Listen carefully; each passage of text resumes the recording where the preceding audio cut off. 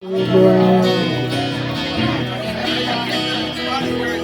wanna sing with you in the desert tonight, with a billion stars all around. I've got peaceful, easy feeling.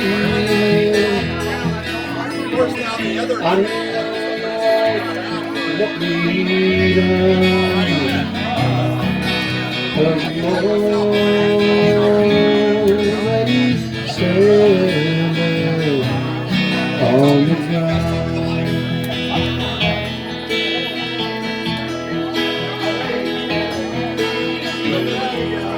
I found out a long time ago what it was to do to go slow. Oh, but she can take you anywhere. Don't already know how to go. I got peaceful, easy feeling. I know you won't let me down, 'cause I'm already standing on the ground.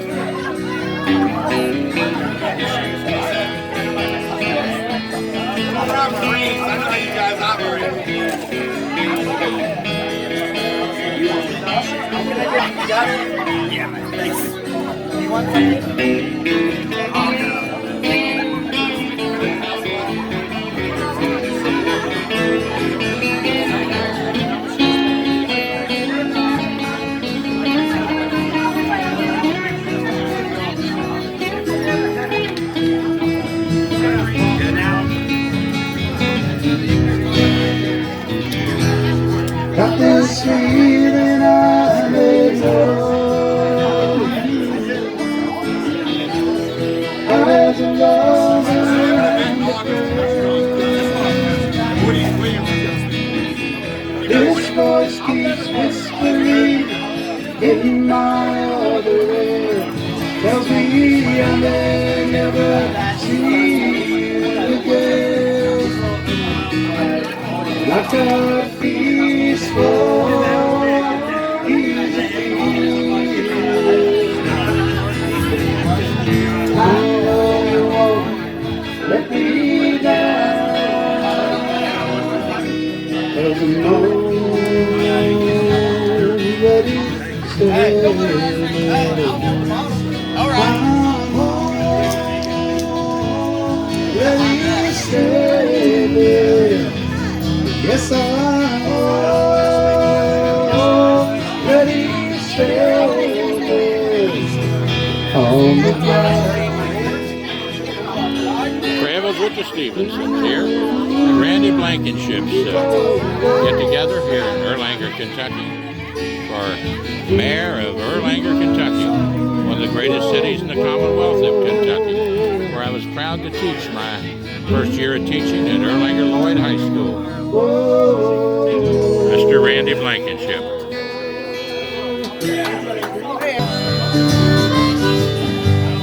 This is for all the lonely people, thinking that life passed them by. Don't give up until you drink from the silver cup. Ride that highway in the sky. This is the one, the single people, singing in love, then right. Don't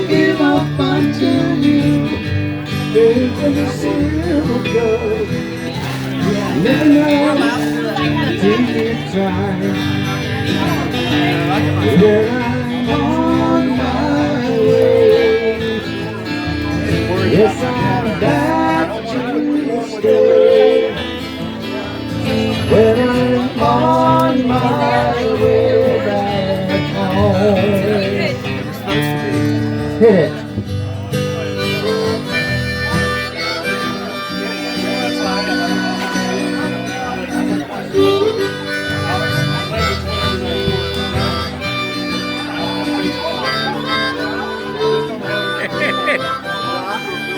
God bless you. How you doing? Doing well. How are you? Pretty good for an old country boy.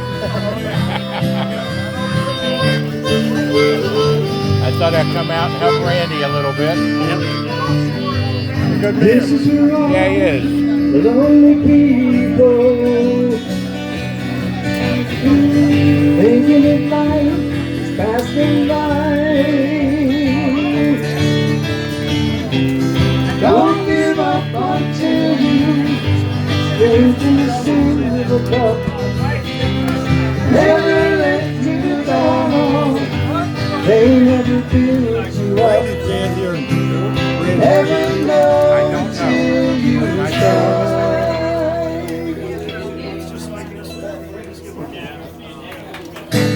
Thank you very much. Thank you. No coincidence, it's Flag Day. We all know that. What a great day to have this event. We also have a veteran that's going to be speaking shortly, and he'll be introduced. In honor of that, and in honor of every veteran, those with us and those who are not, we're going to do a song made famous by Lee Greenwood, and you've heard it several hundred times, and we're going to do it. It's a beautiful song, and I think it says a lot of meaning, and it's really something that we got to do. So. I'm going to grab a little bit while I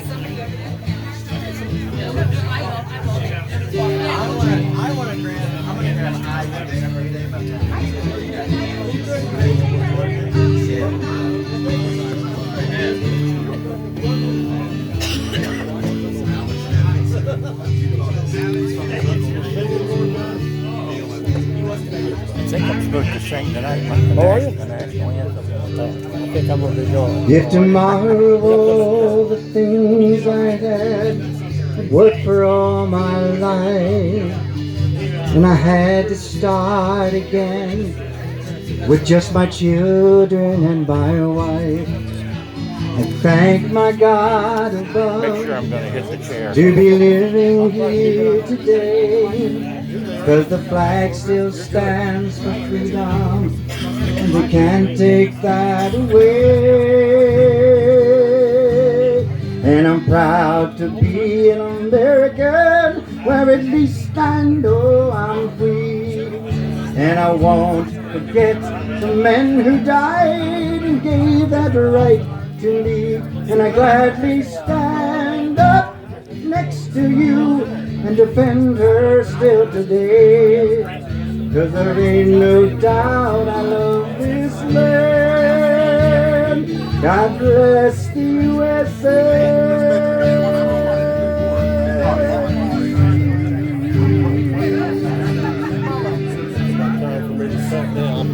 Hey, I love you.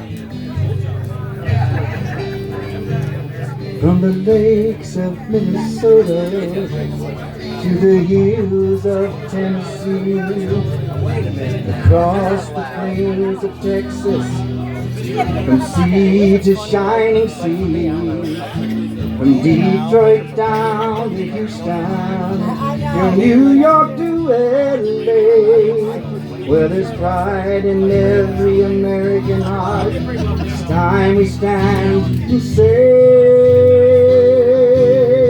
I'm proud to be an American, where at least I know I'm free.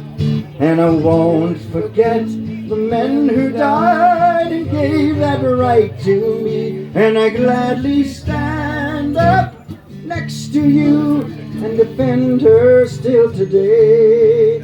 'Cause there ain't no doubt I love this land. God bless the USA.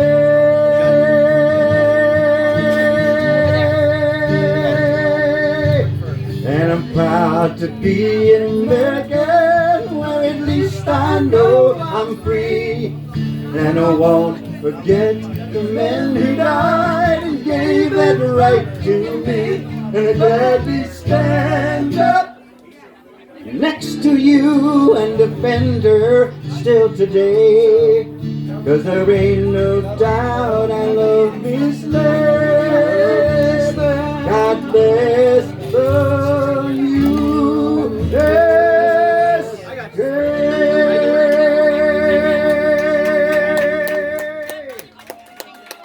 Woo! Praise the Lord. Travels with the Stevensons.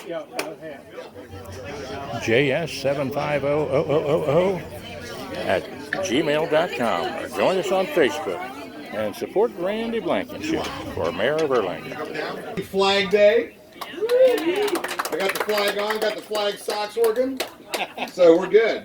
Well, it's great to be here among friends and among supporters, and we got some special treats here for you tonight, so we want to share that with you. Many of you know that Randy and I have been law partners now for about 11 years, but we've practiced law together for about 25 years. But he is older than me. Claims he's better looking. That's up for debate. But anyway, we have done a lot of work together. And some years ago, we started representing veterans as well. And I got to know a lot of veterans, and I do a lot of work for veterans. And I came across a dear friend that I've gotten to know and become very close with, and his name is Brandon Bailey. And Brandon's going to address you tonight, but Brandon has a unique story. Brandon was in Iraq. He was with Special Forces, and he was blown up by an IED. And when that happened, he actually had a vehicle land on him. They thought he was dead. Actually, believe it or not, it's kind of a funny but weird story. When the WikiLeaks stuff came out, it came out in the reports that he had died as a result of the injuries. But he's not dead. I assure you, he's here. But that being said, he has had multiple surgeries, and he has endured more than most of us would ever even want to think about or even consider. What he's done now, and he's out of the Marine Corps, of course, but he still supports veterans. And what he does now is he has a foundation called Purple Hearts and Heroes. And Brandon teaches disabled veterans how to hunt and fish, and he takes children that are disabled hunting and fishing. So it's not uncommon, if you check his website out, Purple Hearts and Heroes, to see him posting a picture with somebody in a wheelchair that's killed a turkey or killed a deer.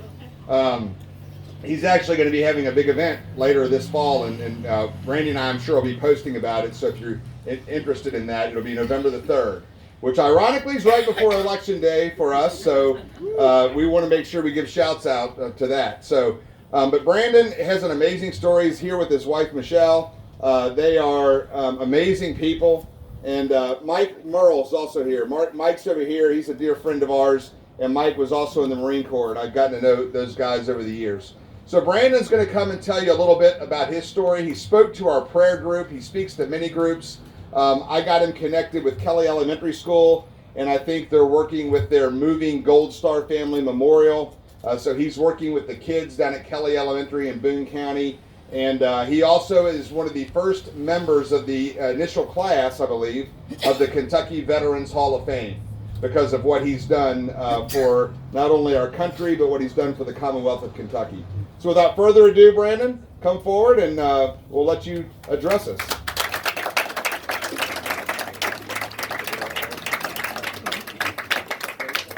Thank you, Ed. Gotta have deep pockets for that one.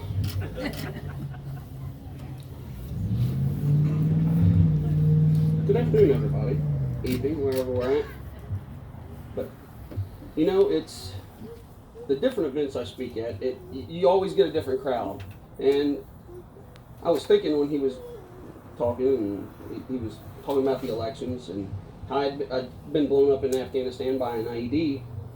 The last time I spoke to anything that had to do with any type of politics, I was in Boone County at, I believe it was Burlington Baptist Church, and they were swearing in all the new officials.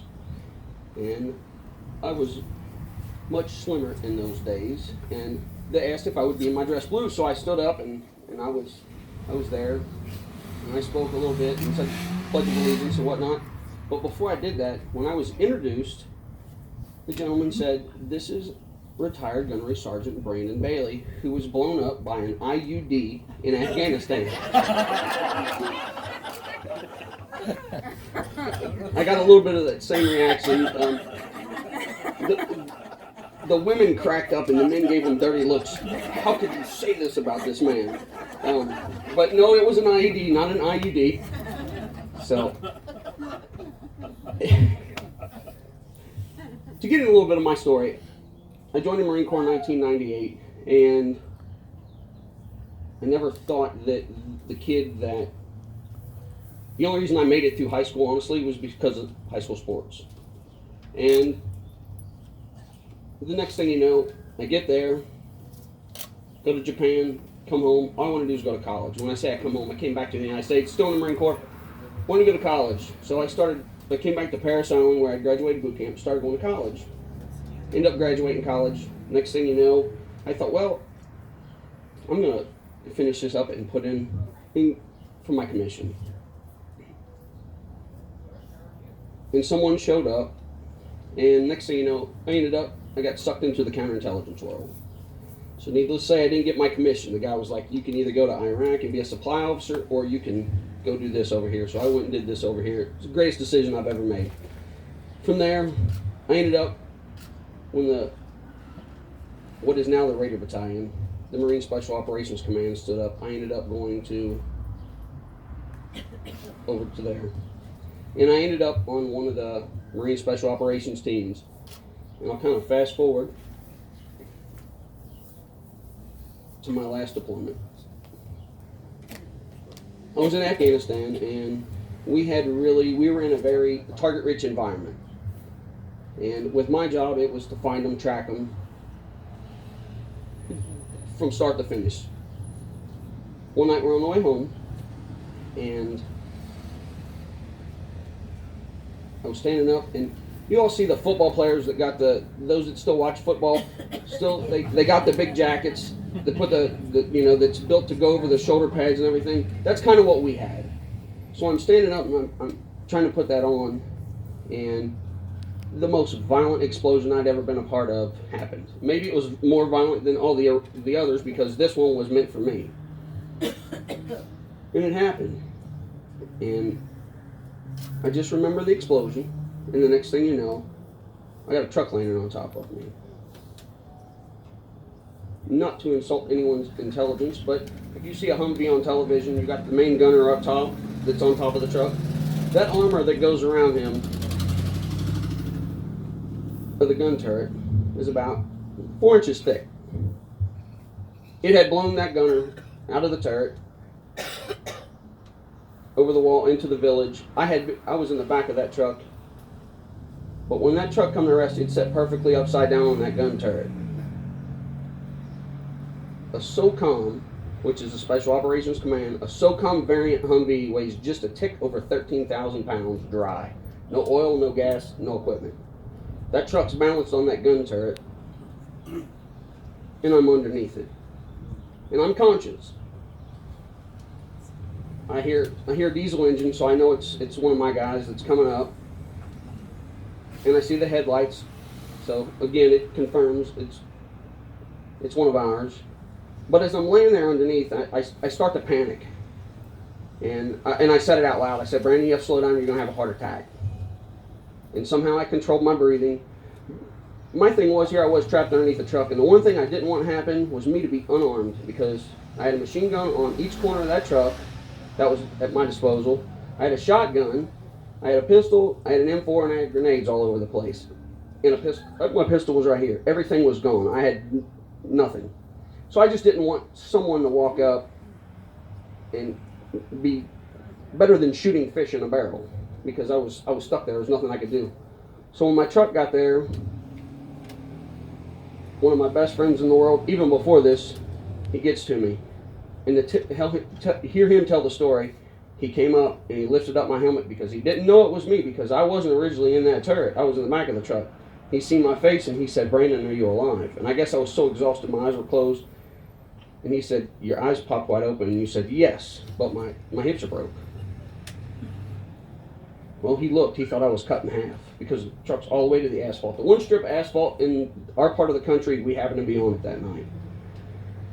He looked on the inside of the truck, and my toes and my knees were on the inside, still what he thought was attached, and they were pointing to the sky. And on the outside, my chest and my nose was laying on the ground. I had been rotated 180 degrees and crushed at the waist.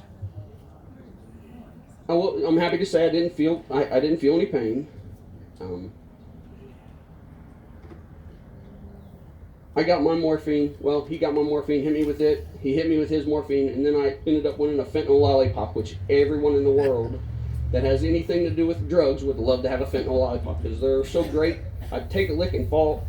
I'd pass out bad. I'd tape it to my hand and keep it from falling on the ground. I'm underneath the truck, and I hear commotion, and they're working on me, and I'm still with it. And 3 silly Marines come up to tug and try and pick up this truck. Now, granted, they are Marines, so, but it's not going to happen. Now I'm going to back up a week from that day. Our fire base wasn't much bigger than one of these blocks here. And we were out in the middle of nowhere, and we had a little makeshift gym that's maybe the half size of this tent right here. And I walk in, and there's a kid that was on my team. I shouldn't call him a kid, but he was younger than I was. His name's Matt Yo. Tall, lanky kid. He's not what you would think would be the poster child for Marine Special Forces. We all had big beards. I had a beard that was longer than my fist. He had like 2 or 3 whiskers up top and 3 or 4 on the bottom. Tall, lanky kid. And he's in doing a kettlebell workout. And I don't know if anyone knows what a kettlebell is, but iron ball with a handle. And I walk in and I say something off the cuff to him. And he said, you know what? I don't care if I have big biceps, big triceps, abs, any of that. He said, but someday if I need to pick up a truck, I'll be able to. I thought that was the funniest thing in the world. Told him about it, and I left. Well, that night, those 3 silly Marines are tugging on that truck. There might have been a corpsman in there. And Matt comes up, and I'll never forget it.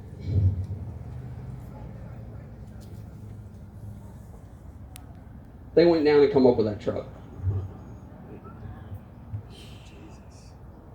Now, you can look at it however you want. And yes, it was 4 Marines, so I see where you could say it was 4 Marines, but there's no way 4 Marines are going to do that.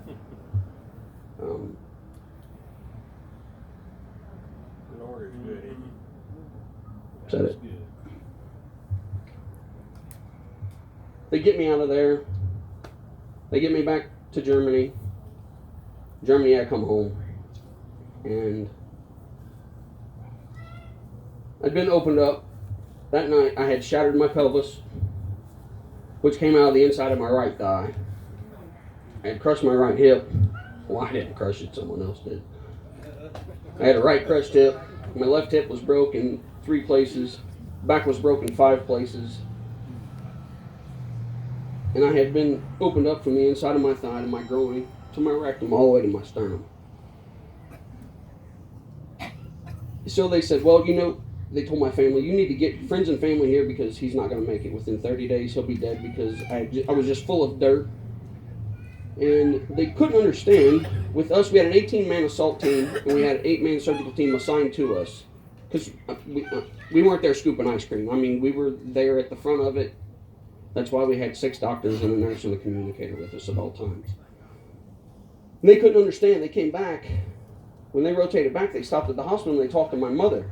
And they said, we don't understand how he didn't die because we knew that someone was hit. We had the injuries coming over the radio.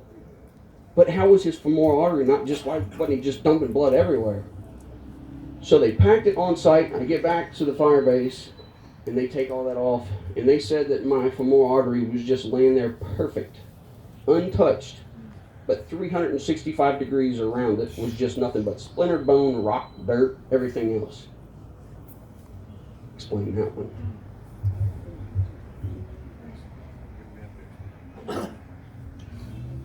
The surgeon came in, and he said, I'd never seen a pelvis shattered on anyone of this nature that lived. I'm going to do the best I can. I said, well, Me being who I am, I said, just fix my golf swing. No kidding. It didn't get much better, but it's not much worse. So I asked him then, why I ever walk? Because I couldn't move my feet. I had 3 external fixators holding me together, which ended up being one eventually down to 1. And he would come back in, and I would ask him, will I ever walk? Will I ever walk? Will I ever walk? And he came in one day and he said, remember when I told you that it was a 9 out of 10 of anyone that I had ever seen lived? I said, yeah. And he said, I've done all I can do. I said, okay, question is, will I ever walk again? And before he walked in, this young lady walked in and was ordering my lunch. So he came in and she stopped. And he said, I asked him, will I ever walk again? He said, no, I don't ever see you walking unassisted ever again. And I said, all right, I'll have the chicken parm with the Caesar salad, the garlic bread, and the Coke. And she left. And he looked at me like I was crazy, and he said, how can you just discount what I said to you and order the chicken parm? Because it's not that good. And I said, that's all I wanted you to do was tell me that I wouldn't walk, so I can start pushing. They don't know how I do it. They don't. And then when the doctor hears I swing a golf club, they really don't know how I do it. But you know, it's all about what's inside of you. It honestly is. It's what's inside of you. And I had so many people in that hospital that would come in and say, you know what, the Lord kept you alive for bigger and better things. And I thought to myself, if one more person tells me that, they're going to get yoked up. And it was my uncle that did it, and I couldn't yoke him up, and I was laying in the bed. But it was one of those things I did, and he told me, he said, the Lord hurt you bad enough that you cannot go back. You can't. But he kept you alive. I didn't know what to do with myself when I came home. 22 surgeries, 3.5 years of therapy, I retired. I did. And I didn't know what to do, and I was disgruntled. I ended up finding, I had always, in school I'd get in trouble because people would pick on kids. I would beat those kids up. I'd end up in the principal's office, get scolded and sent back to class. I just didn't like people picking on people. It's just how I was. Maybe that's why I joined the Marine Corps. I don't know. But I had this sense that I wanted to do something else. And that's why I started the Purple Hearts and Heroes Foundation. And like Ed was saying, we take veterans, special needs children, and children on the phone on hunting, fishing trips, any outdoor adventure. But, it's that you got to have it in you. You either do or you don't to continue on and help people. And I think that's one of the reasons we're here tonight is because Randy has chosen to take that step after all these years as an attorney to run for mayor. And I've known Randy for a few years now, and I actually met him at the Kentucky Veterans Hall of Fame a few years ago, and I found out his son Ben's in the 82nd Airborne. And I'll tell you right now, everyone thinks service members have it hard. The parents. And I never knew that. Never knew it.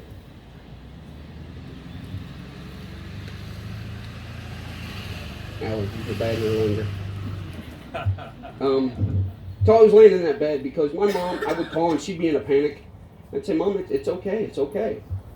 Then I seen it when I came home. All those years of me running around like a crazy Indian all over the world doing the great stuff that, they play these kids play these video games. No, that's real. That's real. It's not always a video game. That had to come from somewhere. But, here we are. Flag Day, the Army's birthday, for you, those of you who didn't know it. But Randy's got that push to continue on and serve the community. And he and Kathy, they got Ben, that you never know when that call's going to come in to go, and then you just never know. So it's always what if. It's always what if. And it Ben's off doing the things he wants to do, so Amy's here to take the brunt of the blow, getting fussed out about Ben doing this and Ben doing that. I hear it all the time now. My brother lives out of town, so I always get fussed at. I'm 44 years old, but I appreciate Randy inviting me to come to this. He's a good man. He really is, and I think anyone that pushes on to serve the community You either got it or you don't. And Randy has it, and I think I can't wait to see him there, because I think he's going to do great things for Erlanger. And I'll always be here if you want me to get up and ramble. Thank you.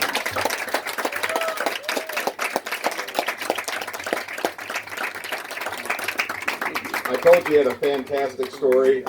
He's actually going to slip out tonight because he actually was able to fit us in. He's going to the Elks to speak tonight again. For those of you in churches and whatnot, he does that. So he has an amazing story. It's very uplifting. So Brandon, thank you again. We appreciate you so much. And we appreciate your wife, because I told you when you got here, she's the real hero because she has to put up with you. And I've played with him. His golf swing hasn't improved that much. It's See better you, than buddy. yours. I know. That's no lie. That's no lie.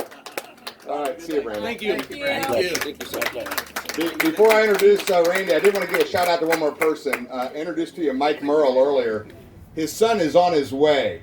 But the reason I mentioned that to you is his son leaves for Marine Corps boot camp Sunday.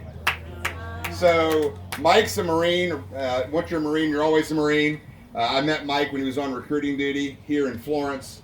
And his son is he's going to be here later tonight. So if you see him, give him a hug, wish him well. He's going to need it for the next 16 weeks. Now we'll get to what we're here about tonight, and that's Randy. And of course, all of you know he's running for mayor. We have other people here that have held that position. I see Mark Otto here. Tom Rouse couldn't be here tonight because he's at the Kentucky Bar Association conference speaking, where Randy and I have been the last 2 days. And but they're both supporting him, as well as 10 of the council members already. And I say that because that means something for somebody that served a number of years already. That experience is very important. He's got a track record. He's lived in this community. He's served this community. He's worked in this community, raised his kids in this community. He went to Lloyd High School. I went to Lloyd High School. His kids went to Lloyd High School. I know he used to live 2 or 3 streets over before. Locust Street. So this is Randy's, literally his home turf. And if anyone should have a home turf advantage, that should be Randy. But I think the real important thing about Randy is that he's already served council for, I think it's 12 years. Is it 12? 14. 14. So they all run together after a while. But there's not many things he hasn't done when it comes to the city of Erlanger. And there's been a lot of controversy on council in the last few years based on some changes. We deal in a society now where incivility is a big problem. Not only at the national level, which we see every day, if you just turn on the news at night, but at the state level, you saw the crisis in Frankfurt this year with the pensions and the marching and all of that, but it exists on the local level as well. And so Randy's goal, I think, in this, and he'll tell you more about it though, is to bring some peace and fulfillment to this council so they can move things forward for this city the way it needs to be. And having a business in this city with Randy, we've been law partners, as I indicated before, for a number of years. That's important to us also, because how the streets are done, how the emergency services are provided are very important. So I'm honored to have been with him for the last 11 years. He actually, his only regret that I know since he's been a resident of Erlanger was writing my letter to get into law school. At least that's what he says.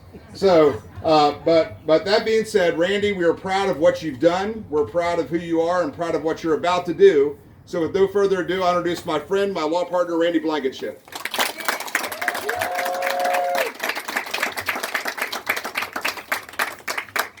Thank you. I really appreciate y'all coming out here tonight.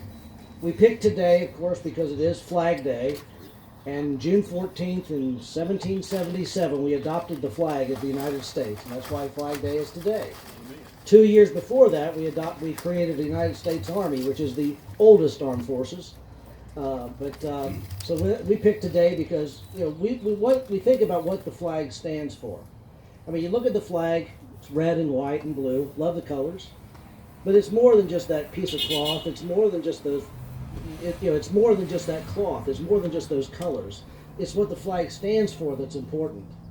I mean, and we heard some of that tonight when Brandon spoke. I've heard Brandon's story before, and it is always striking to me what he put on the line for our country.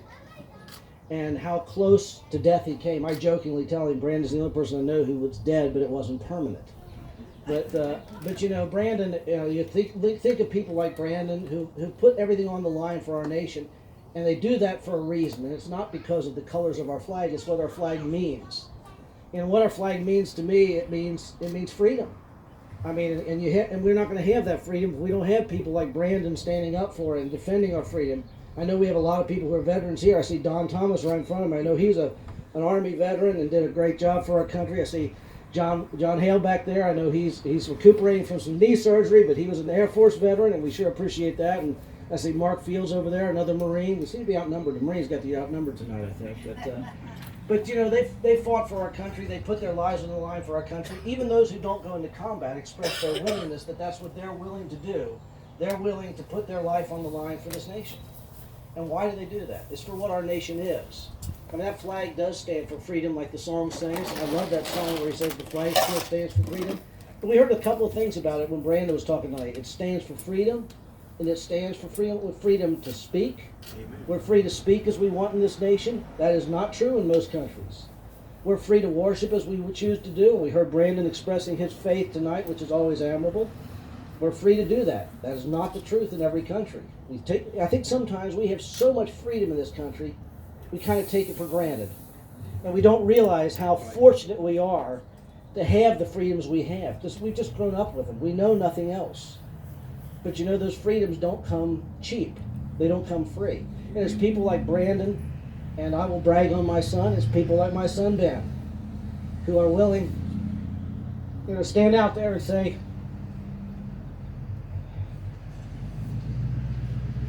you know, I'll put my life on the line if I need to.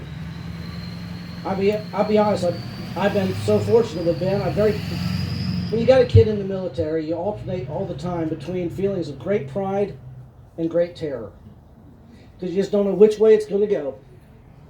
And I know he's supposed to have been deployed a couple of times already, and at the last moment his orders got rescinded. And he was really disappointed about that, because he's 24 at the time, 23, 24 years old, while he's still bulletproof and invincible.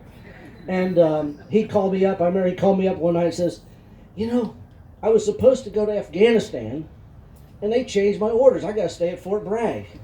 I'm like, oh man, that's terrible.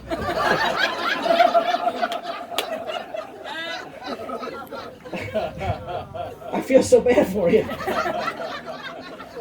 And this is a phone call, and he says, you're smiling, aren't you? Yeah. The soldier's view and the parent's view are quite different sometimes. But I'm proud of him. I mean, because, you know, I'm thrilled that he has not had to go into combat, because, I mean, I see what that does to people and how difficult that is and how much at risk they are. But, you know, the other thing I've come to realize since Ben has served is even when they're not in combat, how much risk they have. I mean, Ben has told me some of the stuff they do in training. And these are things that until I guess I had a son that was in this, I didn't give a whole lot of thought about. I'll be honest, I just didn't. I mean, you think about guys in combat in danger. He was talking to me one time, he says, I asked him how his day was. He said, oh, it was good. We did a couple of jumps. We did some jumps today. Of course, when he talks about jumps, he's talking about jumping out of a plane, because he is a paratrooper, jumping out of a perfectly good airplane. And, I said, well, how did